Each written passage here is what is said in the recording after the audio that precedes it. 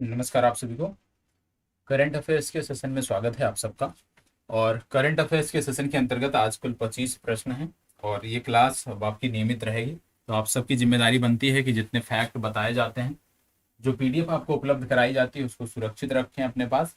और जो फैक्ट बताए जाते हैं उसको आप खूब अच्छे से आप करते हुए आगे बढ़ें, नोट डाउन करते हुए आगे बढ़ें।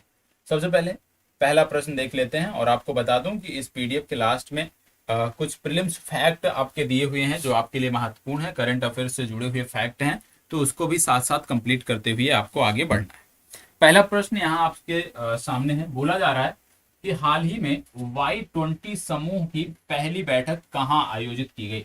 चले बताइएगा। और यहाँ पे जो आपको होमवर्क दिया जाएगा, ठीक है, जो आपको होमवर्क दिया जाएगा वो आपको कमेंट बॉक्स में अनिवार्य रूप से करना है। और जैसे आप एप्लीकेशन में शेयर करते हैं उसी प्रकार से एप्लीकेशन में भी शेयर करना है। तो होमवर्क करना अनिवार्य है, ये आपको याद रखना है, ठीक है, बिना इसके काम नहीं बनेगा। बोला जा रहा है हाल ही में Y20 समूह की पहली बैठक कहां आयोजित की गई। आपको बता दें कि विशेष रूप से ये जो सेशन है रिवीजन के सेशन के तौर पे है, रिवीजन सेशन के तौर पे है। तो यहाँ पे जो ज्यादातर चीजें आप देखेंगे उसमें थोड़ा सा अभी, क्योंकि हम शुरुआत कर रहे हैं, आज एक लंबा अंतराल था उसके बाद हम शुरुआत कर रहे हैं, तो अभी आज इसमें थोड़े से फैक्ट आपको कम देखने को मिलेंगे। लेकिन जो रेगुलर क्लास हमारी होगी, जो रेगुलर क्लास हमारी होगी उसमें आपको बहुत डिटेल में फैक्ट देखने को मिलेंगे। लेकिन जो कक्षाएं हमारी रिवीजन के तौर पे होंगी, जैसे यूपी पीसीएस का एग्जाम है, ठीक है, यूपी पीसीएस के संदर्भ में जो क्लासेस होंगी उसमें फैक्ट कम देखने को मिलेंगे। उसमें सिर्फ और सिर्फ हम जो प्रश्न है उसी से संदर्भित बात करेंगे। लेकिन जो रेगुलर की हमारी कक्षाएं होती हैं आजाद बीपीएससी पे, वहां पे डिटेल में हम चीजों को लेकर चलते हैं। आज पहला दिन है तो एक नई शुरुआत कर रहे हैं, एक होली के बाद। तो अभी आज इसमें फैक्ट बहुत ज्यादा नहीं है। हाल ही में Y20 समूह की पहली बैठक कहां आयोजित की गई ये आपको बताना। उत्तर प्रदेश, असम, महाराष्ट्र या मिजोरम। Y20 समूह की पहली बैठक कहां आयोजित की गई आपको बताना है। Y20 समूह की पहली बैठक की यदि हम बात करें तो ये असम में आयोजित की गई थी, असम राज्य में। असम राज्य में कहां पे आयोजित की गई थी तो आपको बता दें कि गुवाहाटी में यह आयोजित की गई थी, ये आपको पता होना। असम राज्य के गुवाहाटी में यह बैठक आपकी आयोजित की गई थी, ये आपको पता होना चाहिए। असम की जब बात करते हैं तो कुछ बेसिक चीजें जो हमारे पुराने छात्र हैं उनको पता होगा। असम की जब बात करते हैं तो असम के नेशनल पार्क की बात अवश्य होती है। असम के जो ऑयल रिफाइनरी हैं उनकी बात अवश्य होती है। लेकिन आज जो हम बात करने वाले हैं वो नेशनल पार्क की बात करने वाले हैं। नेशनल पार्क की जब बात करते हैं तो यहाँ पे दो नेशनल पार्क प्रमुखता से जो आपको पता होना चाहिए, काजीरंगा और मानस। काजीरंगा मानस क्यों याद रखना है प्रमुखता से, क्योंकि काजीरंगा और मानस की जब बात करते हैं तो एक सिंघी जो गैंडे होते हैं उनका संबंध, वन हार्न राइनो जो हैं उनका संबंध यहाँ से आपको देखने को मिलता है। भारत में वन हार्न राइनो या एक सिंघी गैंडे और कहाँ पाए जाते हैं तो पश्चिम बंगाल का जलदापाड़ा राष्ट्रीय उद्यान है, यहाँ पर भी आपको देखने को मिलता है। भारत के अतिरिक्त एक सिंघी गैंडे या वन हार्न राइनो कहाँ पाए जाते हैं भारत के बाहर। तो भारत के बाहर के स्थान की बात करें तो नेपाल आपको जाना पड़ेगा और नेपाल का चितवन राष्ट्रीय उद्यान है। ये बहुत ही अच्छा स्थान है, आपको विजिट करना चाहिए। चितवन नेशनल पार्क बिहार के यदि हैं आप हैं तो बहुत आसानी से आप जा सकते हैं। आपका रक्सौल बॉर्डर है वहां से जा सकते हैं। आप पश्चिमी चंपारण से होके जाते हैं, वाल्मीकि नगर से होके जा सकते हैं। तो चितवन नेशनल पार्क जो है यहाँ पर भी एक सिंघी गैंडों की बहुतायत मात्रा में आपकी उपस्थिति देखने को मिलती है। चितवन की जब बात करते हैं तो इसका संबंध बिहार के वाल्मीकि राष्ट्रीय उद्यान से जुड़ता है, वाल्मीकि नेशनल पार्क से जुड़ता है। वाल्मीकि नेशनल पार्क से ये जुड़ा हुआ है, वाल्मीकि नेशनल पार्क से जुड़ा हुआ है। एक नदी है जो डिवाइड करती है वाल्मीकि नेशनल पार्क को और चितवन नेशनल पार्क को, ये दोनों चीजें आपको पता होनी चाहिए, ठीक है। एक और नेशनल पार्क नेपाल का है जो पूछा जाता है, वो है बर्दिया नेशनल पार्क, ठीक है, बर्दिया। हालांकि कई सारे नेशनल पार्क हैं, कई सारे राष्ट्रीय उद्यान नेपाल के तराई में आपको देखने को मिलते हैं। नेपाल में प्रमुखता से दो राष्ट्रीय राजमार्ग देखने को मिलता है, एक पूर्व से पश्चिम और एक उत्तर से दक्षिण। तो ये जो नेशनल पार्क आपको देखने को मिलते हैं, यदि उत्तर से दक्षिण इनका जो राष्ट्रीय राजमार्ग है, यदि आप इस पे हल्द्वानी से यहाँ से एंटर करते हैं और आप जाते हैं ऐसे बिहार के लास्ट तक, पश्चिम बंगाल तक, तो आपको देखने को मिलता है कि जो भी इनके नेशनल पार्क हैं वो इनके तराई वाले क्षेत्रों में ही देखने को मिलते हैं। नेपाल की बात करें तो नेपाल की राजधानी है काठमांडू। ये आपको पता होना चाहिए। यहाँ की मुद्रा जो है वो है नेपाली रुपया। साथ ही साथ यह भी याद रखना है कि सूर्य किरण नामक सैन्य अभ्यास हम इन्हीं के साथ करते हैं। सूर्य किरण नामक सैन्य अभ्यास हम करते हैं, वायुसेना अभ्यास है, इनके साथ करते हैं। पोखरा नामक यहाँ पे एक प्रमुख स्थान है, टूरिस्ट प्लेस है जो पूछा जाता है, उसके बारे में भी जानकारी आपको होनी चाहिए। आगे बढ़ते हैं। प्रश्न दूसरा, हाल ही में संघाई सहयोग संगठन फिल्म महोत्सव 2023 कहाँ आयोजित हुआ? क्या बोला जा रहा है? संघाई सहयोग संगठन फिल्म महोत्सव 2023 कहाँ आयोजित हुआ, आपको बताना है। संघाई सहयोग संगठन, आप जानते होंगे कि 15 जून वर्ष 2001, 15 जून वर्ष 2001 को इसकी स्थापना हुई थी। और 15 जून वर्ष 2001 को इसकी स्थापना हुई थी। और इसका हेडक्वार्टर कहाँ है? इसका हेडक्वार्टर आपको बीजिंग में देखने को मिलता है, ये आपको पता होना चाहिए। यदि इसके संस्थापक सदस्यों की बात कर लें कि कौन कौन से देश इसके संस्थापक सदस्यों में शामिल हैं, तो आपको याद रखना है तजाकिस्तान, किर्गिस्तान, कजाकिस्तान, उज्बेकिस्तान और रूस याद रखना है। और रूस के साथ साथ चीन, ये कुछ देश हैं जो इसके संस्थापक सदस्यों में शामिल हैं। प्रमुखता से रूस, चीन, कजाकिस्तान, उज्बेकिस्तान, किर्गिस्तान और तजाकिस्तान, इन देशों के नाम भी आपको याद रखने हैं। ठीक है। अब बोला जा रहा है कि इसका आयोजन कहाँ पे हुआ, तो इसका आयोजन महाराष्ट्र के मुंबई शहर में हुआ। ठीक है, मुंबई में हुआ, ये आपको पता। चलिए आगे बढ़ते हैं।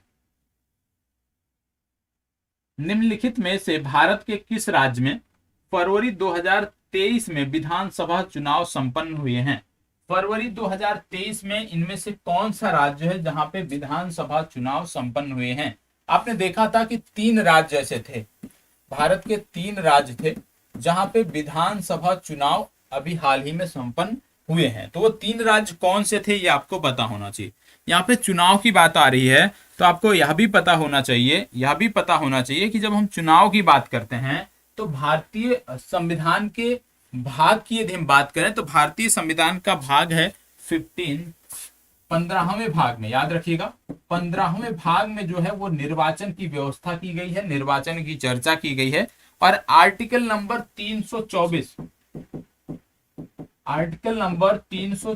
से 329 तक की बात होती है। और आर्टिकल नंबर 324 से लेकर के 329 तक में निर्वाचन आयोग से जुड़ी हुई सभी, आप कह सकते हो, नियुक्तियों, उनके कार्यों के बारे में जानकारी है। तो निर्वाचन आयोग से संबंधित अनुच्छेद कौन से हैं?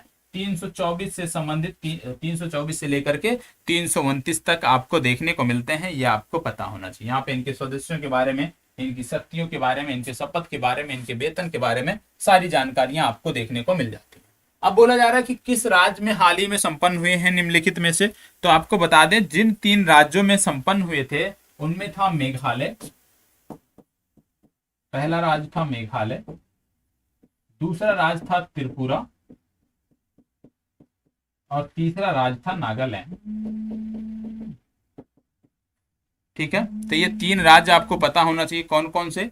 ये 3 राज्य आपके हैं मेघालय, त्रिपुरा और नागालैंड, जहां पे संपन्न हुआ था। इनमें से एक राज्य यहाँ पे दिया है नागालैंड, आप नागालैंड को टिक करो।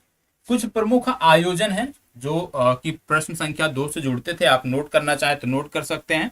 जैसे प्रौद्योगिकी का उपयोग एवं चुनाव निष्ठा पर द्वितीय अंतरराष्ट्रीय सम्मेलन, नोट करना चाहे तो नोट कर सकते हैं। प्रौद्योगिकी का उपयोग एवं चुनाव निष्ठा पर द्वितीय अंतरराष्ट्रीय सम्मेलन, इसका आयोजन नई दिल्ली में किया गया था। इसके बाद मिलेट्स एवं जैविक उत्पादों पर अंतरराष्ट्रीय सम्मेलन व व्यापार मेला, यह बेंगलुरु में आयोजित किया गया था। यह आपके लिए महत्वपूर्ण है क्योंकि यूनाइटेड नेशन ने वर्ष 2023 को ईयर ऑफ मिलेट्स के रूप में मनाने का फैसला लिया है, इसलिए यह आयोजन अपने आप में महत्वपूर्ण है। इसके बाद इंडिया कोल्ड चैन कॉन्क्लेव, यह आयोजित किया गया था नई दिल्ली में, यह भी पता होना चाहिए आपको। अगला आपका आता है पहला ग्लोबल टूरिज्म इन्वेस्टर्स समिट, और ये आयोजित होगा प्रगति मैदान नई दिल्ली में, कब? अप्रैल माह 2023 में। अगला एक और है ऊंट महोत्सव 2023, यदि पूछ लिया जाए तो ऊंट महोत्सव 2023 राजस्थान के बीकानेर में आयोजित किया गया था। ठीक है, ये आपको पता होना चाहिए। आगे बढ़ते हैं।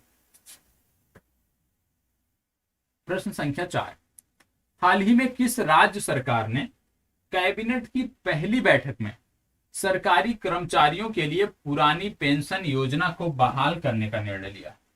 पुरानी पेंशन योजना को बहाल करने का निर्णय किस राज्य सरकार ने लिया है आपको बताना है। यहाँ पे 4 विकल्प आपको दिए हुए, चलिए बताइएगा इनमें से कौन सा सही होगा। किस राज्य सरकार ने कैबिनेट की पहली बैठक में सरकारी कर्मचारियों के लिए पुरानी पेंशन योजना को बहाल करने का निर्णय लिया है, बताएं। और ये बहुत ही महत्वपूर्ण निर्णय रहा है, काफी विवादित निर्णय भी है, ठीक है, ये आपको पता होना चाहिए। आपको बता दें, सुखविंदर सिंह सुक्खू यहाँ के नए मुख्यमंत्री बने थे और उन्होंने अपनी पहली बैठक में निर्णय लिया था। ये राज्य आपका है हिमाचल प्रदेश। हिमाचल प्रदेश की बात करें तो यहाँ के नेशनल पार्क हैं जो आपसे पूछे जाते हैं, जैसे यहाँ पे आपको देखने को मिलता है great Himalayan national park, Pin valley national park, Inder Kila national park, Kheer Ganga national park और सिम्बर बारा नेशनल पार्क, ये आपको देखने को मिलता है। इस राज्य की 2 राजधानियां हैं, पहला है शिमला, दूसरी है धर्मशाला। धर्मशाला यदि हम बात करें तो ग्रीष्मकालीन धर्मशाला की बात करें तो आपको देखने को मिलता है शीतकालीन राजधानी है, शीतकालीन राजधानी है धर्मशाला। और शिमला की बात करें तो ये ग्रीष्मकालीन राजधानी, ठीक है, ये आपको पता होना चाहिए। चलिए आगे बढ़ते हैं।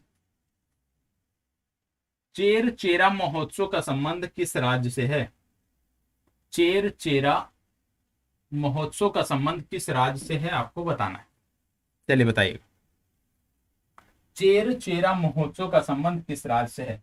जब फसल कटती है तो फसल कटने की खुशी में जब अनाज अपने घर ले जाते हैं, फसल को अपने घर ले जाते हैं, तो ये महोत्सव मनाया जाता है।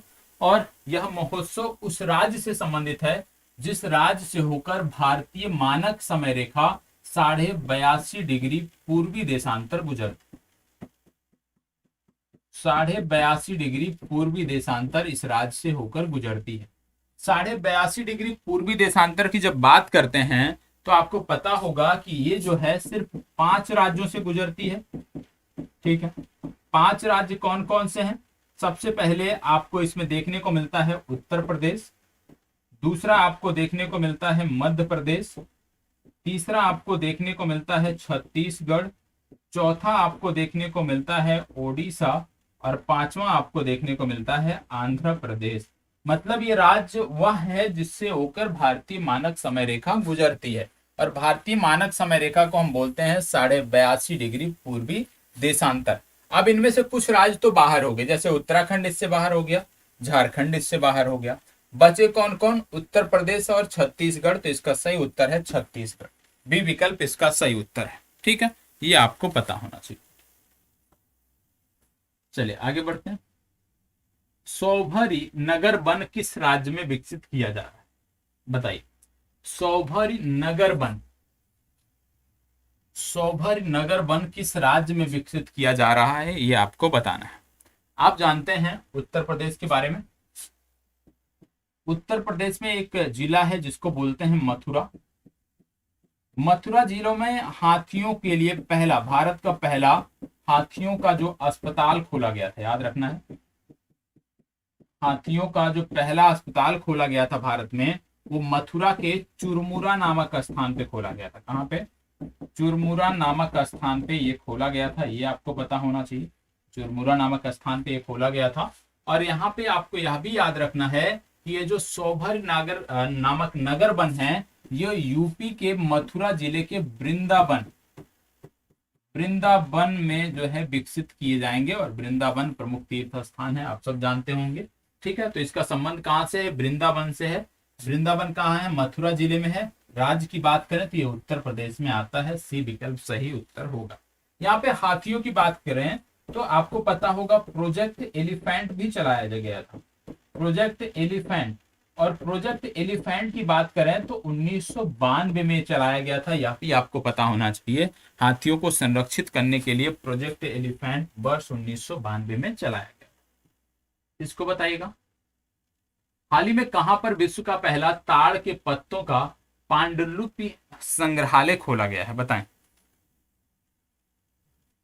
फास्ट जवाब दीजिएगा, क्या बोला जा रहा है। हाल ही में कहां पर विश्व का पहला ताड़ के पत्तों का पांडुलिपि संग्रहालय खोला गया है। चलिए जवाब दीजिएगा, फास्ट जवाब देना है सभी को। चलिए बताए, हाल ही में कहां पर विश्व का पहला ताड़ के पत्तों का पांडुलिपि संग्रहालय खोला गया? उत्तर प्रदेश, केरल, कर्नाटक, तमिलनाडु। इनमें से कौन सा सही है आपको बताना है। आपको बता दें, आपने दो घाटियों का नाम सुना होगा। एक आपने सुना होगा फूलों की घाटी, फूलों की घाटी, और दूसरा आपने सुना होगा शांत घाटी। फूलों की घाटी और शांत घाटी आपने सुना हो। फूलों की घाटी की बात करें तो ये उत्तराखंड जिले के, सॉरी, उत्तराखंड राज्य के चमोली जिले में आपको देखने को मिलता है। ठीक है। शांत घाटी की बात करें तो ये केरल में आपको देखने को मिलता है, और इस प्रश्न का भी सही उत्तर है केरल, बी विकल्प इसका सही उत्तर है। ठीक है, चलिए आगे बढ़ते हैं। इसको बताइएगा, हाल ही में चर्चा में रहे गान नगाई महोत्सव का संबंध किस राज्य से है? गान नगाई महोत्सव का संबंध किस राज्य से है आपको बताना है। चलिए बताइए, गान नगाई महोत्सव का संबंध किस राज्य से है? चलिए, अच्छा प्रश्न है, बताएं। 4 राज्य दिए हुए हैं, और 4 राज्यों में यदि हम बात करें, सभी के सभी पूर्वोत्तर भारत के राज्य हैं। चाहे नागालैंड हो, मणिपुर हो, मिजोरम हो, त्रिपुरा हो, सभी पूर्वोत्तर भारत के राज्य हैं।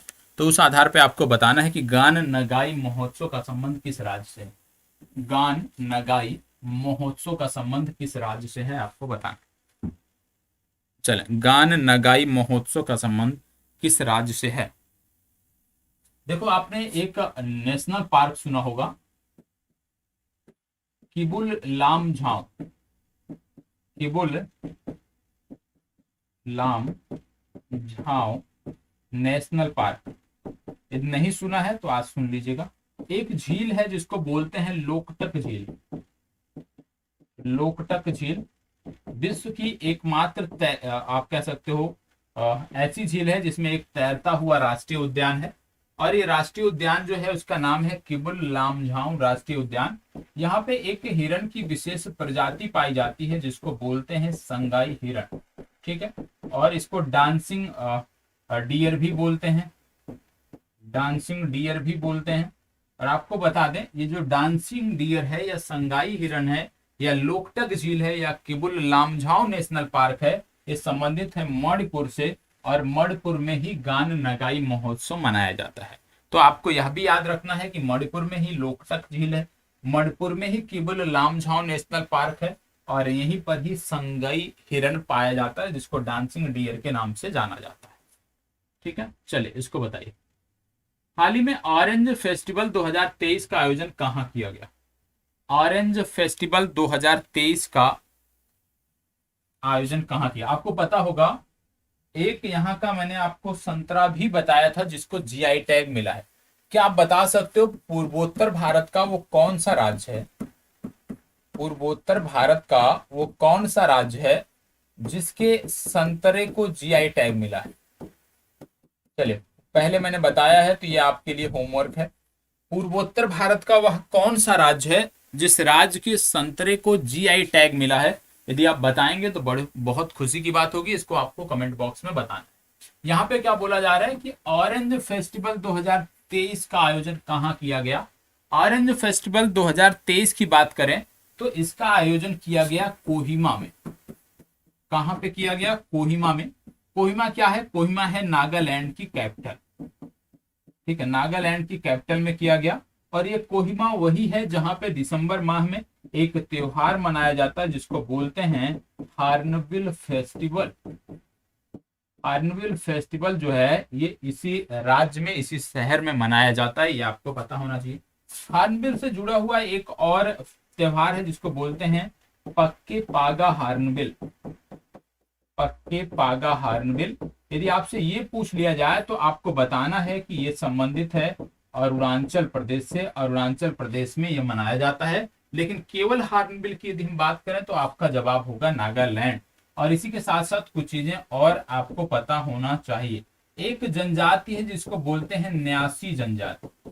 ठीक है, न्यासी जनजाति जो है ये हार्नबिल के संरक्षण में कार्य कर रही है, तो न्यासी जनजाति भी आपको पता होना चाहिए। ठीक है, चलिए आगे बढ़ते हैं। होमवर्क याद रखिएगा। वो संतरा कौन सा है जिसको जीआई टैग मिला है, आपको बताना है। इसको बताइएगा। हाल ही में किस मंत्रालय द्वारा प्रज्वला चैलेंज लॉन्च किया गया है? चलिए बताइएगा, प्रज्वला चैलेंज किस मंत्रालय द्वारा लॉन्च किया गया है? अभी तक एक होमवर्क आपको दिया गया है जिसको आपको कमेंट बॉक्स में बताना है, ठीक है?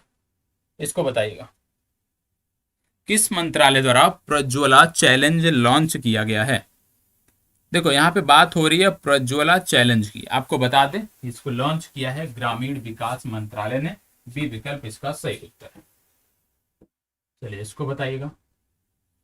वर्ष 2023 का विश्व प्रौद्योगिकी विधि कॉन्फ्रेंस कहां आयोजित किया जाएगा?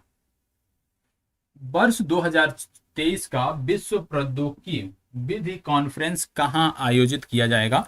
4 देशों के नाम यहां पे दिए हुए हैं और इन्हीं में से आपको अपना चुनाव करना है। चलिए बताइएगा, USA, Canada, Bharat, Brazil. USA, Canada, Bharat, Brazil, इन चारों में से आपको बताना है। चलिए बताइएगा। देखो इसका सही उत्तर है कनाडा। अब कनाडा की हम बात करते हैं तो यदि आप थोड़े से भी जागरूक हैं ना तो आपको पता होगा उत्तरी अमेरिकी देश है, उत्तरी अमेरिकी देश है।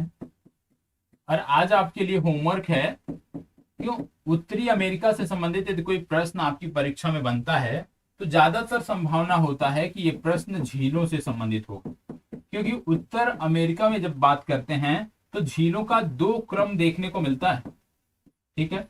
एक क्रम आपको कनाडा में देखने को मिलता है और एक यूएसए और कनाडा की सीमा पर देखने को मिलता है। तो आपको उन दोनों झीलों के क्रम को उत्तर से दक्षिण के क्रम में सजाना है, पूर्व से पश्चिम में, पूर्व से पश्चिम के क्रम में सजाना है दोनों झीलों को, क्रम को याद रखिएगा, जिसमें superior, Michigan, Haroon, eri, Ontario और इसके बाद फिर Great Bear, Great Slave, Athabasca, reindeer, Winnipeg, ये जो क्रम है ना इनमें से आपको सजाना है। ये आपका होमवर्क नंबर 2 है, ये आप जरूर कर लीजिए। इसको बताओ, वर्ष 2023 में पहला ग्लोबल टूरिज्म इन्वेस्टर समिट का आयोजन कहां किया जाएगा? वर्ष 2023 में पहला ग्लोबल टूरिज्म इन्वेस्टर्स समिट का आयोजन कहां किया जाएगा, किस देश में किया जाएगा, आपको बताना। चलिए बताइएगा, भारत, जापान, दक्षिण कोरिया या यूएसए। चलिए फास्ट जवाब दीजिएगा। देखो अब जो फैक्ट हैं ये 1 लाइनर प्रश्न है तो इनमें तेजी से आपको आगे बढ़ना है। इसका सही जवाब है भारत। भारत के नई दिल्ली में इसका आयोजन किया जाएगा। इसको बताइए,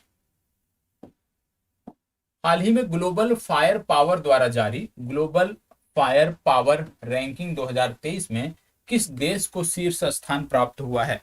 बताएं, किस देश को शीर्ष स्थान प्राप्त हुआ है? किसमें? ग्लोबल फायर पावर द्वारा जारी ग्लोबल फायर पावर रैंकिंग 2023 में किस देश को शीर्ष स्थान प्राप्त हुआ है, ये आपको बताना है। ब्राजील, अमेरिका, रूस या भारत? चले बताइएगा। देखो इसका सही उत्तर है यूएसए, अमेरिका, ठीक है? बी विकल्प इसका सही उत्तर। आगे बढ़ते हैं। यह भी प्रश्न अपने आप में महत्वपूर्ण है। हाल ही में चर्चा में रहा अबेई का संबंध किस देश से है? अबेई एक स्थान है, बोला जा रहा है कि इसका संबंध किस देश से है? क्या बोला जा रहा है? अबेई का संबंध किस देश से है?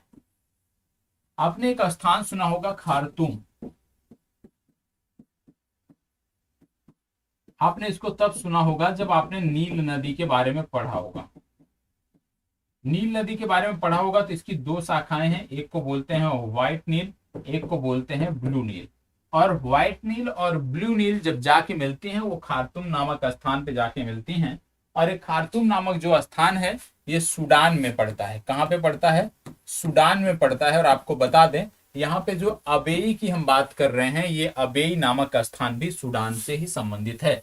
चर्चा में क्यों है? चर्चा में इसलिए है क्योंकि भारतीय सेना ने महिला शांति सैनिकों की जो सबसे बड़ी फौज यहाँ पे रखी है, ये आपको पता होना चाहिए। मतलब भारतीय सेना ने जो हमारे महिला शांति सैनिक हैं उनकी सबसे बड़ी तैनाती जो है वो अबेई नामक स्थान पे किया है, और अबेई नामक स्थान सूडान में पड़ता है, ये आपको पता होना चाहिए। सूडान किस कॉन्टिनेंट में आता है आपको पता होगा, अफ्रीका कॉन्टिनेंट में आता है। यदि आपने रेड सी के बारे में, लाल सागर के बारे में पढ़ा होगा, लाल सागर के बारे में कौन कौन से देश इससे सीमा साझा करते हैं, या हॉर्न ऑफ अफ्रीका आप पढ़ने गए होंगे तो आपको इस देश के बारे में अवश्य जानकारी होगी। नहीं पढ़े हैं तो जाके हॉर्न ऑफ अफ्रीका और लाल सागर से लगे हुए देशों को जरूर देख लीजिए।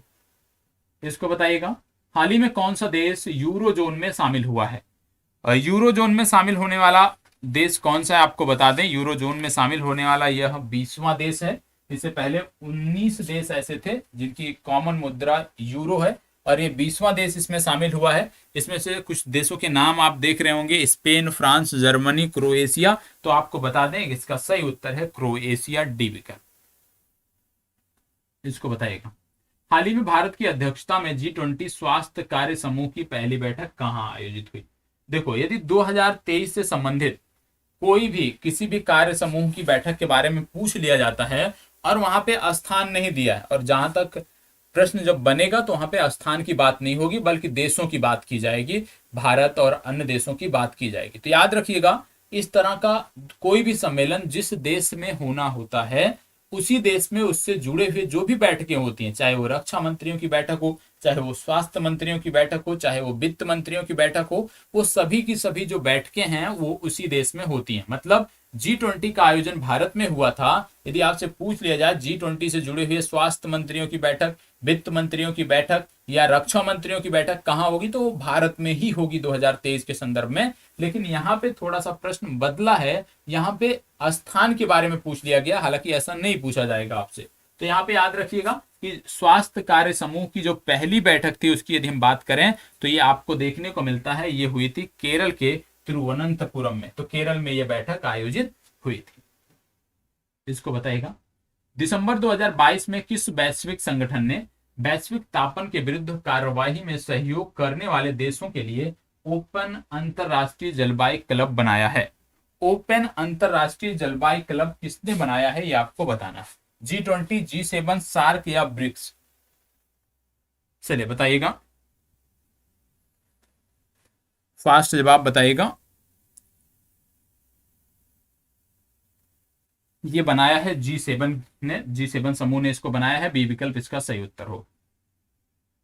चलो इस प्रश्न को बताओ, हाल ही में किस संस्था के वैज्ञानिकों ने फेफड़ों के कैंसर का पूर्वानुमान लगाने के लिए आर्टिफिशियल इंटेलिजेंस उपकरण विकसित किया है? फेफड़ों के कैंसर का पता लगाने के लिए किस संस्थान के वैज्ञानिकों ने या शोधकर्ताओं ने एक विशेष उपकरण विकसित किया है, यह आपसे पूछा जा रहा है, बताएं। देखो इसका सही उत्तर होगा ए विकल्प, Massachusetts institute of technology, MIT। इसको बताइएगा, क्या बोला जा रहा है इसमें? इसमें बोला जा रहा है कि जनवरी 2023 में भारत अमेरिका व्यापार नीति फोरम की 13वीं मंत्री स्तरीय बैठक कहां आयोजित हुई? भारत अमेरिका व्यापार नीति फोरम की 13वीं मंत्री स्तरीय बैठक कहां आयोजित हुई?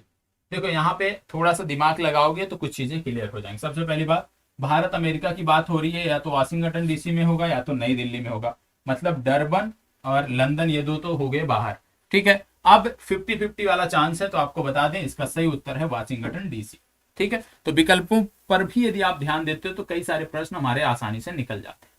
इसको बताइएगा, जनवरी 2023 में जारी नवीनतम हेनले पासपोर्ट इंडेक्स 2023 में किस देश को शीर्ष स्थान प्राप्त हुआ?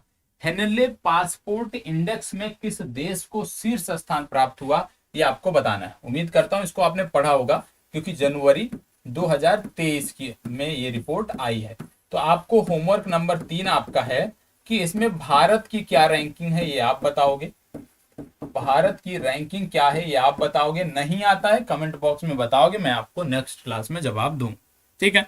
हेनले पासपोर्ट रैंकिंग की बात करें तो टोटल इसमें जो है शीर्ष स्थान जो प्राप्त हुआ है 193 स्कोर के साथ, और इसमें 2 देश आते हैं, पहला है आपका जापान और दूसरा आपका है सिंगापुर।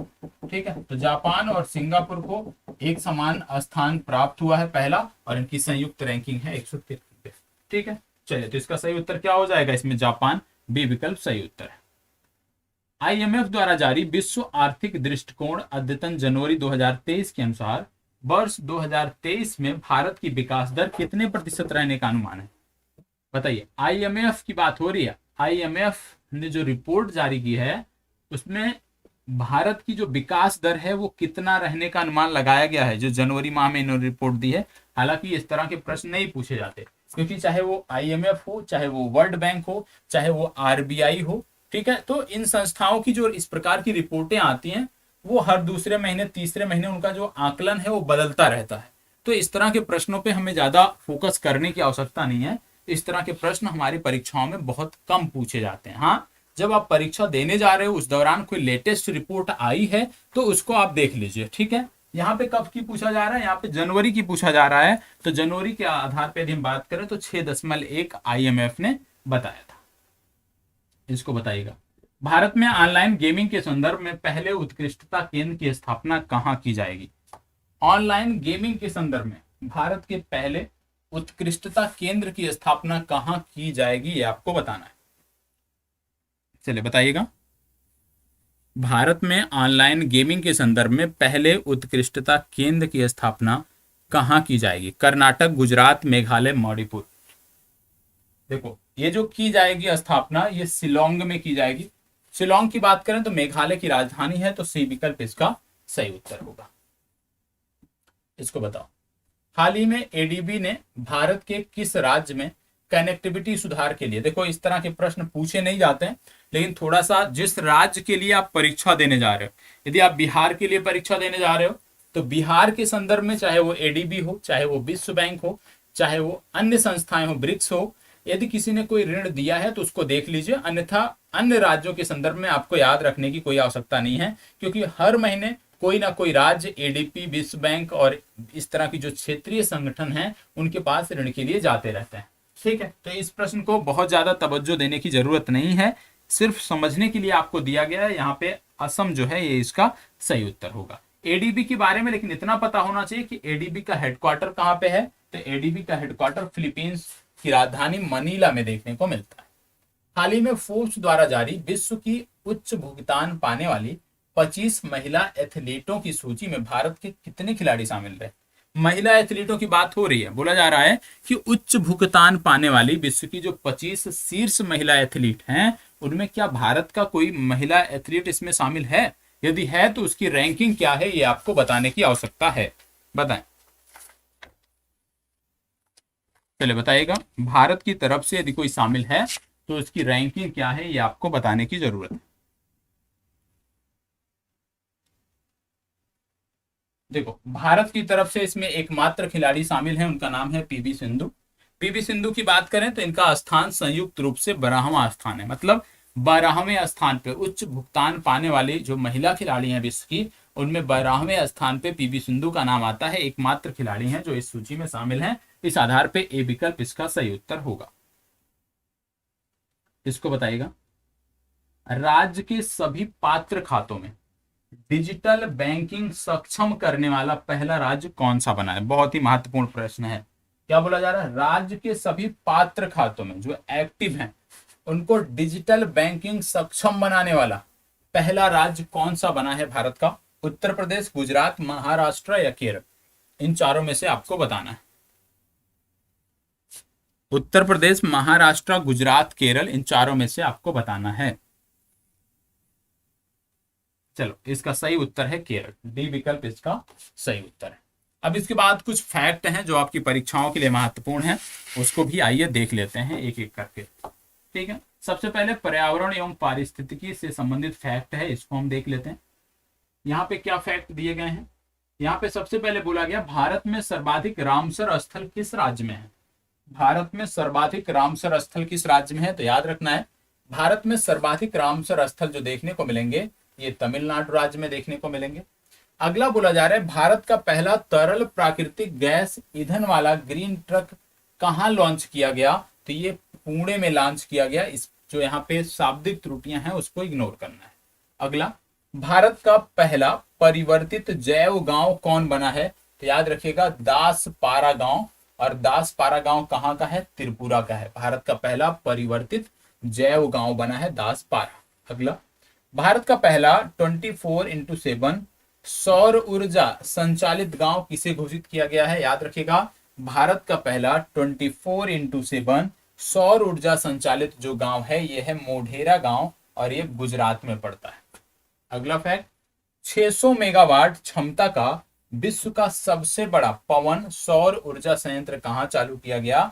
ये चालू किया जैसलमेर में। तो याद रखना है विश्व का सबसे बड़ा पवन सौर ऊर्जा संयंत्र कहां चालू किया गया है? जैसलमेर राजस्थान में। इसकी क्षमता है 600 मेगावाट। चलिए आगे बढ़ते हैं।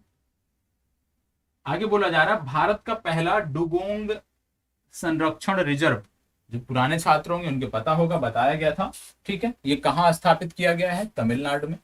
अगला है भारत का पहला सिलेंडर लोरिस अभ्यारण्य कहां बनाया गया है? ये भी तमिलनाडु में बनाया गया है। इसके बाद बात आती है अरावली की। बोला जा रहा है कि अरावली रेंज में दुनिया का सबसे बड़ा जंगल सफारी पार्क कौन सा राज्य विकसित कर रहा है? तो अरावली रेंज में दुनिया का सबसे बड़ा जंगल सफारी पार्क जो है वो हरियाणा राज्य विकसित कर रहा है। अगला है, किस देश ने वर्ष 2021 में वनों की सर्वाधिक कटाई की है? यह है ब्राजील। ब्राजील में वनों की सर्वाधिक कटाई 2021 में की गई है। और आप जानते हो अमेजन वनों का एक बहुत बड़ा हिस्सा जो है वो ब्राजील में पड़ता है।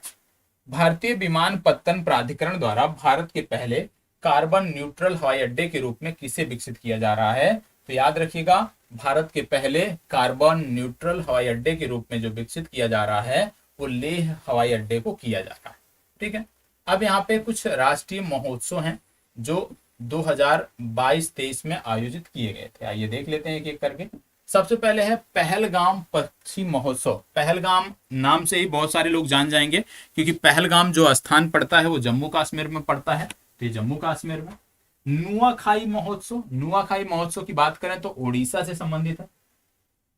सुमंग लीला महोत्सव मणिपुर से संबंधित है। बतुकम्मा त्योहार आपने पढ़ा होगा, बतुकम्मा फूल उत्सव तेलंगाना से संबंधित है। इसके बाद बात आती है आदिपुरम महोत्सव। आदिपुरम महोत्सव तमिलनाडु से संबंधित है। आदिपुरम के बाद ओणम पर्व आता है। ओणम आप जानते हैं केरल से संबंधित है।